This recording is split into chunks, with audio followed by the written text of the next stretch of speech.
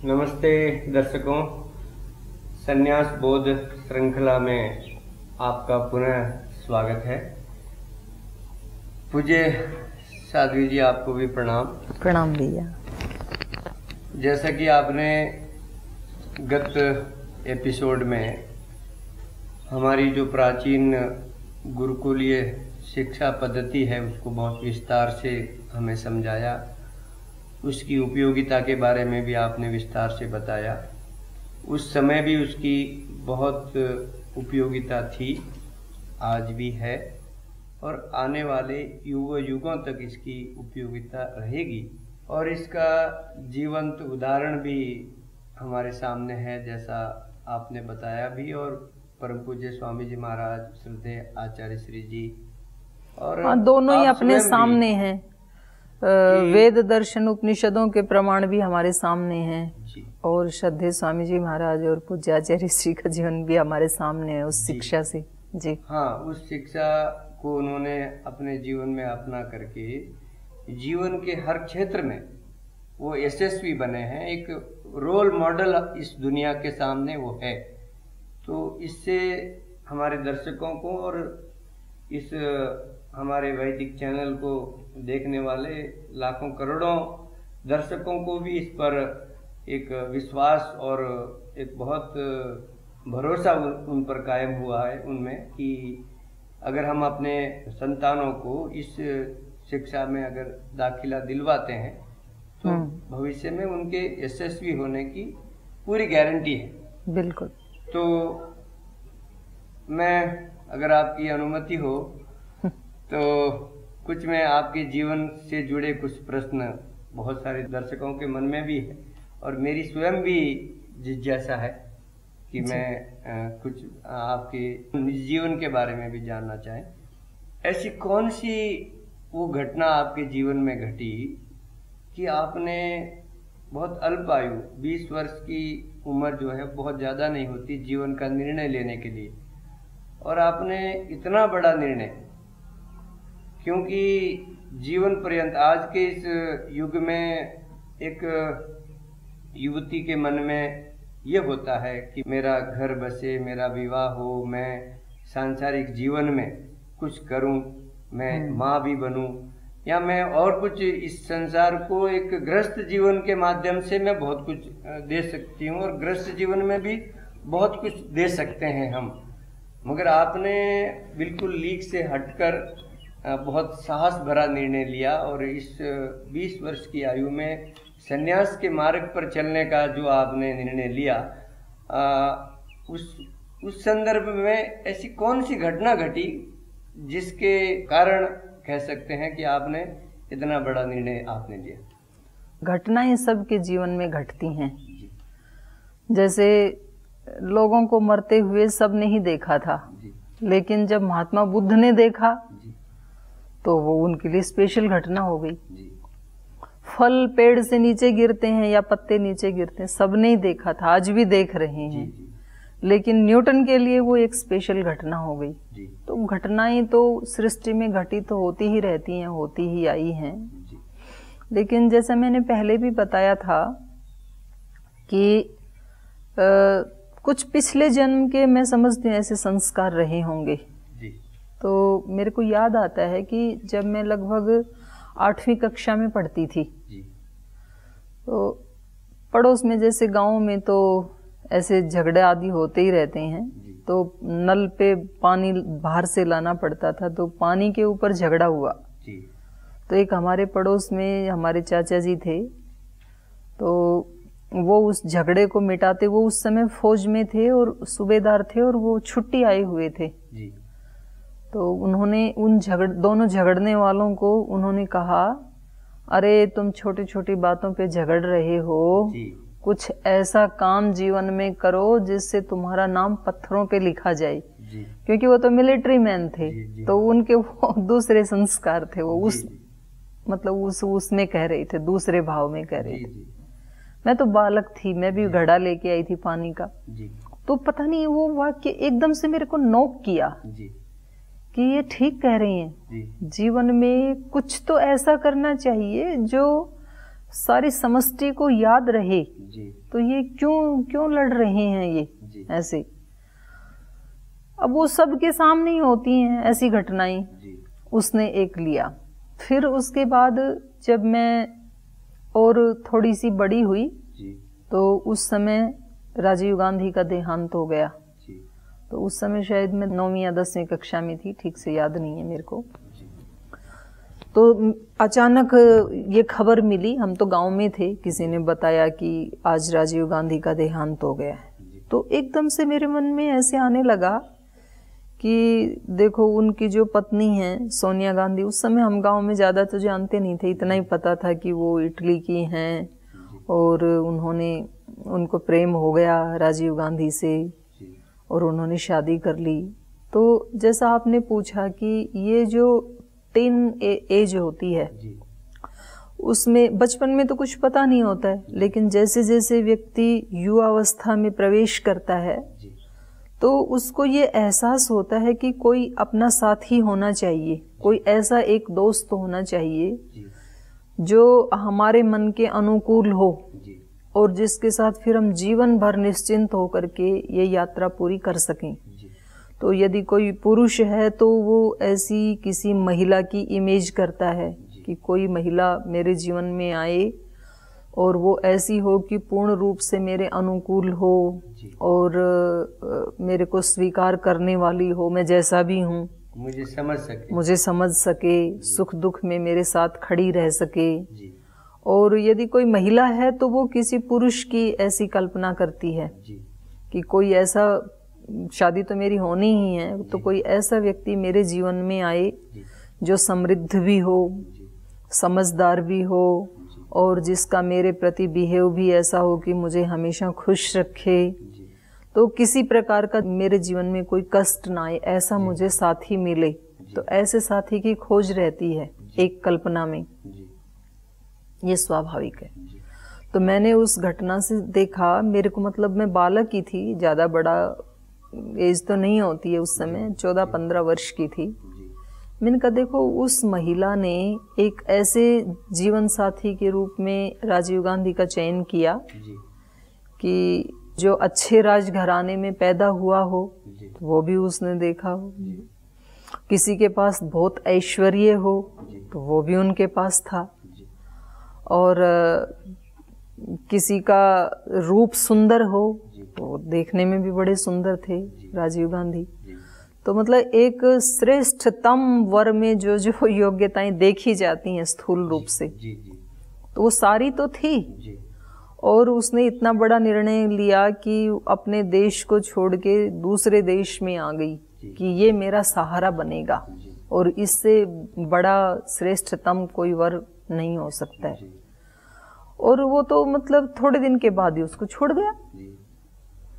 तो फिर भी इससे ज्यादा तो कोई कल्पना कर भी नहीं सकता है।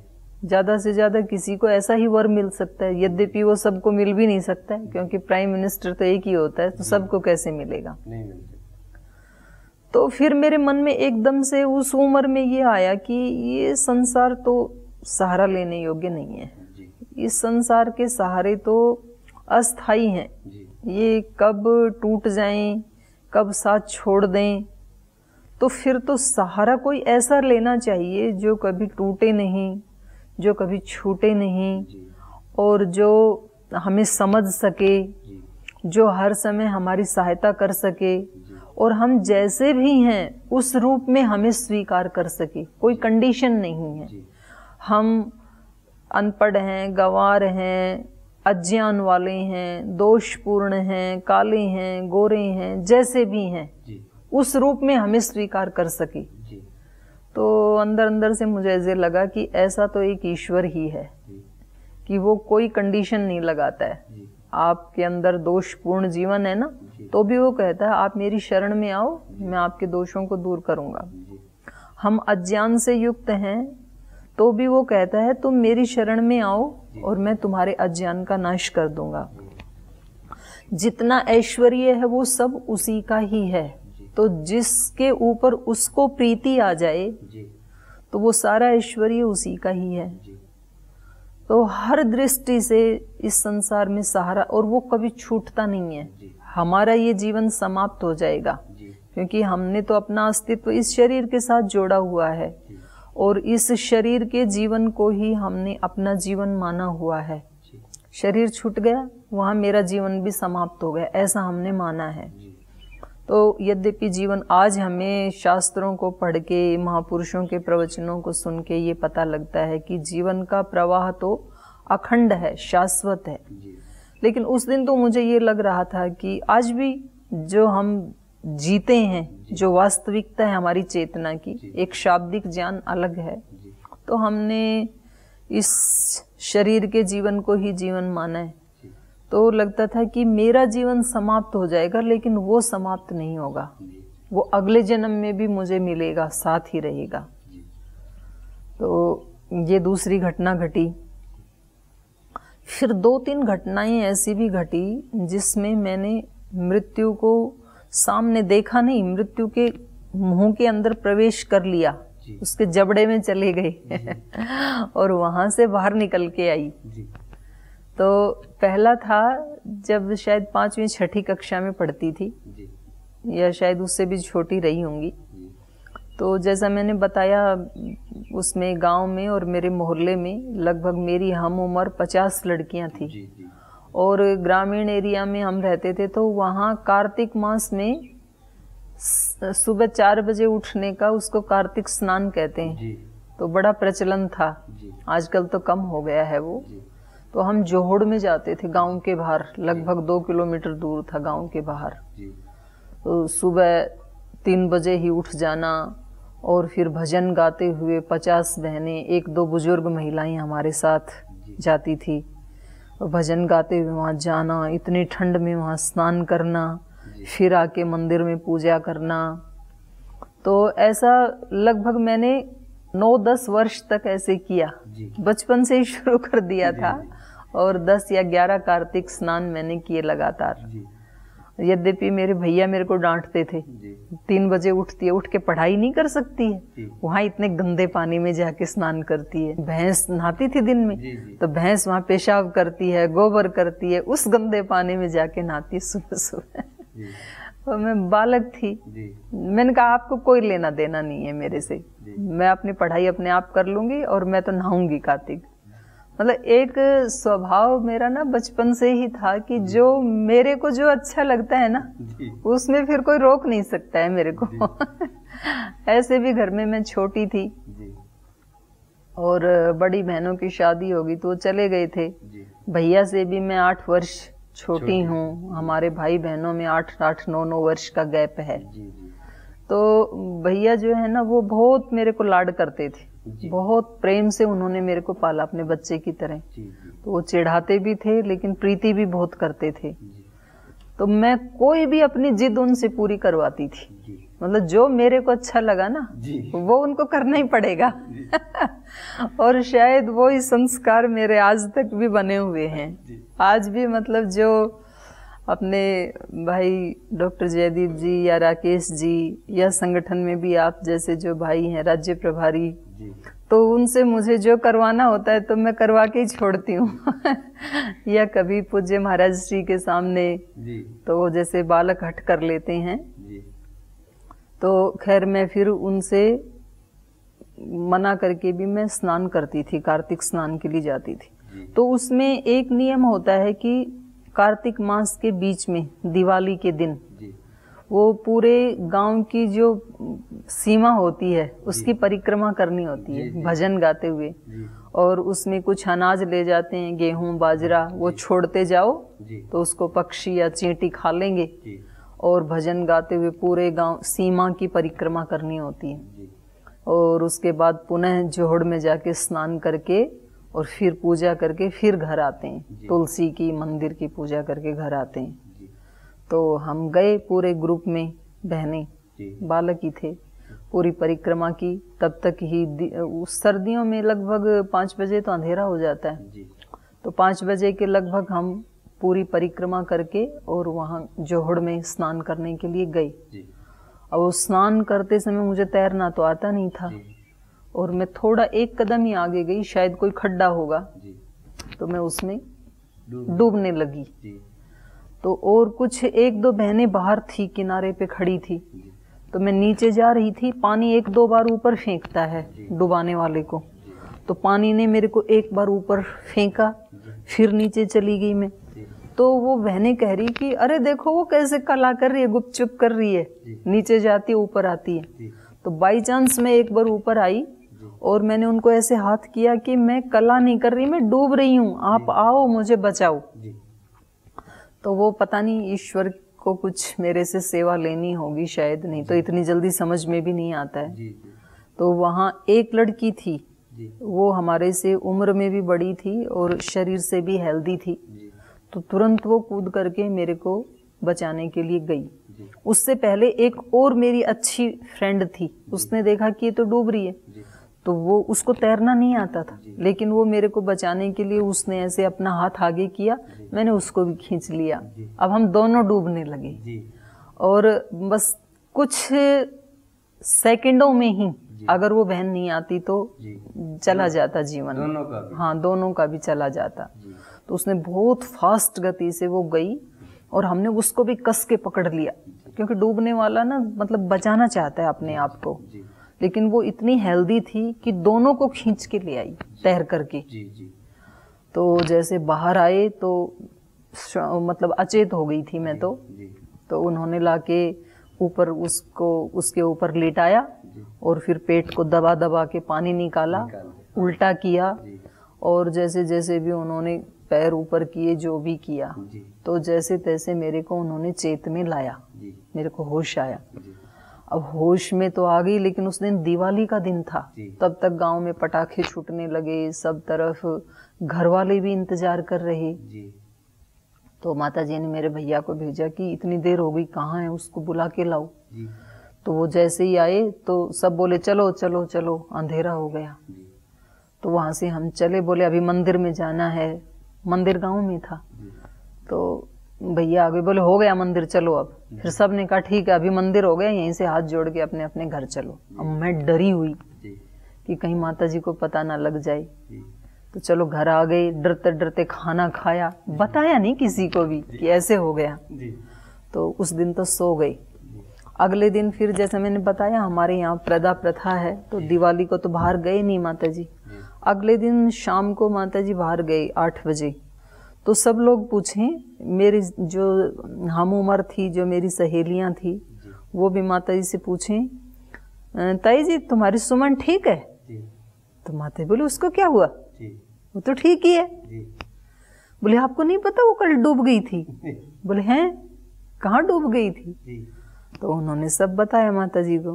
अभी माता जी ने आते ही मेरे को डांटना शुरू किया, सारे गांव में बदनामी हो रही है, उनकी लड़की डूब गई, तुमने घर में आके चर्चा भी नहीं की।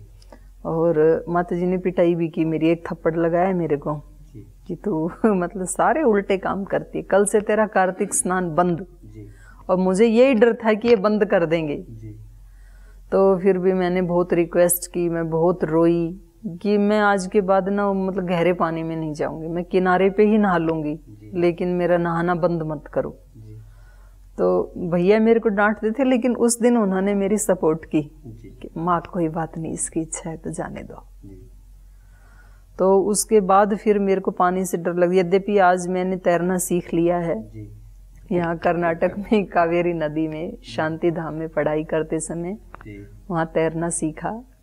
तो उसमें हम एक्सपर्ट तो नहीं है, पर डूबेंगे नहीं कम से कम, तो वहीं तैरते रहे भले ही। दूसरा फिर हमारे भाई साहब ने अंग्रेजी से एमए कर लिया था, बीएड भी कर लिया था, नौकरी नहीं लगी थी।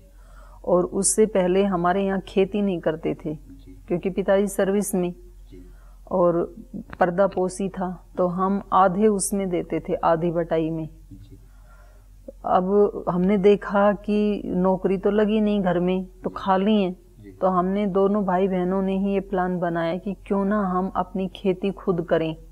मैं उस समय शायद फर्स्ट ईयर या सेकंड ईयर में आ गई थी, उनकी पढ़ाई पूरी होते होते। तो सब लोग हंसी मजाक उड़ा रहे थे, बोले इनको ये पता नहीं क्यारी कैसे बनाई जाती है, और हल कैसे चला है, धोरा कैसे, धोरा बोलते हैं नाली जिसमें मेन पानी जाता है ना उसको, तो इनको ये पता नहीं बीज कैसे बोया जाता है, कटाई कैसे की जाती है। इनके पास निकाल के अनाज जितना वो डाल आते हैं उतना ही खा लेते हैं। और था भी यही, सच में यही था। फिर भी हमने औरों का देख देख करके, जिनसे पूछा उन्होंने तो मना ही कर दिया, भाई ये खेती का काम ऐसा नहीं है, आपके बस की बात है। हाँ, ये देखने में बड़ा लगता है अच्छा, लेकिन इसमें बड़े पसीने आते हैं। 1-2 दिन तो करोगे, लेकिन ये तो मिट्टी में मिट्टी होने जैसा काम है। तो हमने भी कमर कस ली थी। अच्छा, हमें ना, हमारी माता जी बहुत पुरुषार्थी थी और बहुत साहसी महिला थी, तो उन्होंने ये संस्कार हमें बचपन में ही दे दिए थे। यद्यपि जैसे बाहर नहीं निकलते थे, लेकिन हमने देखा हमारी माता जी सुबह 3 बजे उठ जाती थी और पशुओं के लिए पहले हाथ से वो काटते थे, बाजरा की वो सूखी जो कड़बी बोलते हैं उसको, तो उसको हाथ से काटती थी। तो 3 से 4 बजे तक या 3:30 तक आधा 1 घंटा तो उसको काटती थी। फिर हाथ से चक्की पीसती थी भजन गाते गाते, फिर भजन गाते गाते ही वो दही भी लोती थी। तो हम 5, 5:30 उठते, तब तक तो इतने काम तो फिनिश हो जाते थे। और फिर हमारे पिताजी जो हैं वो रेलवे में थे, एक सामान्य से नौकरी थी उनकी, तो उसमें इतना घर का गुजारा नहीं चलता था। और हमारी माताजी, मेरा जन्म गांव में हुआ है। मेरी जो बड़ी बहन है उनकी शादी के 1 वर्ष बाद मेरा जन्म हुआ, पहले ऐसे होता था। तो उनकी 16-17 साल में शादी हुई, उसके 1 वर्ष बाद मैं पैदा हुई। तो तब मेरी माताजी गांव में आई नहीं, तो माताजी भी बाहर ही रहते थे।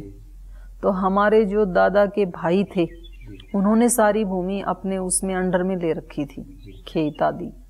तो जब हम गांव में आए तो वो हमें घर भी ना दें और जमीन भी ना दें, खेत भी ना दें, और हमारे नाम कोई जमीन गिरदावरी मतलब पिछले 30 साल से है ही नहीं, क्योंकि पिताजी बाहर रहते थे और वो ये मानते थे कि ठीक है, पहले तो ऐसे ही होता था कि भाई चाचा कर रहे हैं ना तो उनको करने दो, हम तो नौकरी वाले हैं, तो हमें क्या करना है जमीन का, वो उसको जोतें खाएं। जब माताजी आई तो वो कहें कि 1 इंच भी जमीन तुम्हारे नाम नहीं है, तुम कैसे खेत में, तुमने कैसे भेज दिया बोने के लिए। तो हमारी माता भी बड़ी साहसी थी, तो जैसे तैसे उन्होंने अपने पीहर मतलब मेरे मामा जी को कह करके और वो गिरदावरी अपने नाम कराई, पटवारी, पता नहीं, मैं तो छोटी थी तब, तो वो सब बड़ी मुश्किल से हमारे नाम जमीन हुई। तो हमारी माता कभी हिम्मत नहीं हारती थी, बहुत साहसी महिला थी। तो हमने भी जब खेती करनी आई तो हमने कहा कि भैया हमें हिम्मत नहीं हारनी है, हमें इनको करके दिखाना है। तो सब लोग हंस रहे थे। तो हमने चलो बीज तो हल तो ट्रैक्टर से बोया जाता है, उन्होंने बो दिया। उसके बाद हमने क्यारियां अपने आप बनाई किसी से बिना पूछे, और वो बन गई जब, तो यद्यपि पहले दिन जब क्यारी बनाई तो आंतें भर जाती हैं उसको खींचते खींचते मिट्टी को। रात को दोनों बहन भाई इतनी जोर से हमारे को दर्द आंतों में, पेट में, तो भैया ने कहा ये कैसा काम शुरू कर दिया हमने, हम कर पाएंगे नहीं। मैं कर पाएंगे, क्यों नहीं कर पाएंगे। मेरे को भी ऐसे मतलब कभी भी, मेरे को कभी ये नहीं लगता है कि ये काम हमने शुरू किया तो नहीं होगा, बचपन से भी होगा, क्यों नहीं होगा। तो खैर फिर हमने पानी देना भी सीखा, और रात रात को भी हम पानी देते थे। पहले फंवारा सिस्टम नहीं था, एक एक क्यारी को खड़े होके भरना पड़ता था। तो भाई साहब वो पानी लगाते थे, मैं उनके साथ खड़ी रहती थी। तो मैं कहती थी कि आप ये मत सोचना कभी भी कि मैं आपकी बहन हूँ, मैं आपका भाई हूँ, और वो ऐसे मानते भी थे। तो खैर हमने वो गेहूं की खेती की, और जितना हमें हमारे वो बटाई वाले देते थे उससे 3 गुना गेहूं पैदा किए। सब लोग दांतों तले उंगली दबा रहे थे कि भाई इन बच्चों ने तो कमाल कर दिया। तो हम तो सोच भी नहीं सकते थे कि ये इतना अच्छे से कर सकते हैं, और वो भगवान की कृपा, वो फसल भी बड़ी अच्छी आई। तो फिर हमने सोचा कि हमें दूसरे के यहाँ से पानी लेना पड़ता था, हमारे यहाँ ट्यूबवेल नहीं था खेत में। तो हमने कहा कि हम अपना ही ट्यूबवेल बनाते हैं। अच्छा, खेत में कुआं था बहुत पुराना, और वो इतना पुराना कुआं था कि उसमें कभी, माताजी बताते थे कि 4 लाव का पानी था। पहले लाव से पानी खींचते थे रस्से से, तो एक साथ 4 लाव चलती थी। तो रात को वो पानी खेती का काम करके आए जो हमारे बुजुर्ग थे, दादा परदादा, और जब सुबह गए तो कुएं में राख आने लगी। रात को पूरा पानी छोड़ के आए, सुबह खत्म। तो तब से वो लगभग 100-200 वर्षों से ऐसे ही पड़ा था वो कुआं, और लोग उसमें कहते थे इसमें भूत रहते हैं, प्रेत रहते हैं इस कुएं में। तो हमने ये सोचा कि क्यों ना हम इसको छांटें राख को, क्या पता पानी निकल आए। तो सब कहते थे रे इसको शुरू मत करना, ये कुआं तो बलि मांगता है, ऐसी मान्यता बन जाती है। हमने नहीं सुनी, लेकिन हमने कहा बलि मांगता है तो बलि देंगे। तो हमने जैसे उसको शुरू किया। अब उसको हमने लगभग 30 फीट खुदाई की उसकी, और उसमें पानी निकल आया। तो बड़े खुश हुए हम। लेकिन वो ऊपर से कंक्रीट से पूरा बना हुआ था, लेकिन जो हमने खोदा वो कच्चा था कुआं। तो हमने सोचा कि इसकी चिनाई कर लेते हैं। तो नीचे से 30 फीट से ऊपर लाके उसके साथ मिक्स करना, मिलाना था उसके साथ। तो कहीं से हम मिस्त्री लाए और वो चिनाई शुरू हुई, उसमें मजदूर लगाए। तो जैसा मैंने बताया, अब माताजी वहाँ जाती नहीं है, पिताजी थे नहीं, हम दोनों बहन भाई, और हमने कारीगर आदि सब लगा दिए। काम शुरू हुआ। तो एक दिन ना भाई साहब को उस समय एक प्राइवेट नौकरी मिल गई थी, तो वो उसमें गए हुए थे उस दिन कि मैं दोपहर के बाद आऊँगा और तब तक ये मिस्त्री काम कर लेंगे। अब मैं भी वहाँ पर हेल्प कर रही थी बाहर उसकी चिनाई में। तो जैसे ही दोपहर हुई तो धूप लगने लगी, आदत थी नहीं ज़्यादा काम करने की। वो जब कुएं में काम कर रहा था, वो माताजी का कोई दूर का रिश्तेदार था, तो मैं नाना जी बोलती थी उनको। मैंने कहा नाना जी नीचे तो धूप नहीं लगती है कुएं में, तो मैं नीचे आ जाऊं आपके पास, मैं वहीं हेल्प कर दूंगी, वहाँ ऊपर मेरे को धूप लग रही है। तो उन्होंने कहा नहीं बेटा, कुएं में महिलाएं नहीं आती हैं।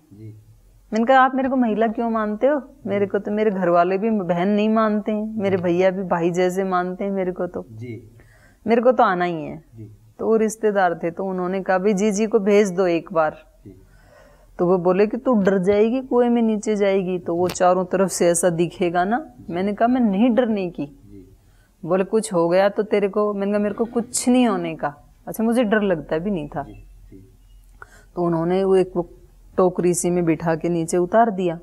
तो जब मैं नीचे गई तो वहाँ बड़ा ठंडा ठंडा सा मौसम लगा मुझे। मैंने कहा अब मैं ऊपर नहीं जाऊंगी, मैं यहीं आपको पत्थर आपको पकड़ा दूंगी। वो चिनाई कर रहे थे और कोई दूसरा लेबर था। मैंने कहा आप बाहर जाओ। तो बोले जी तू हाँ कोई मुसीबत खड़ी मत कर देना, लड़कियों को नहीं लाते कुएं में। मैंने कहा भैया आएंगे तब तक मेरे को यहाँ काम करने दो ना। तो जैसे तैसे हट करके उनको मना लिया मैंने।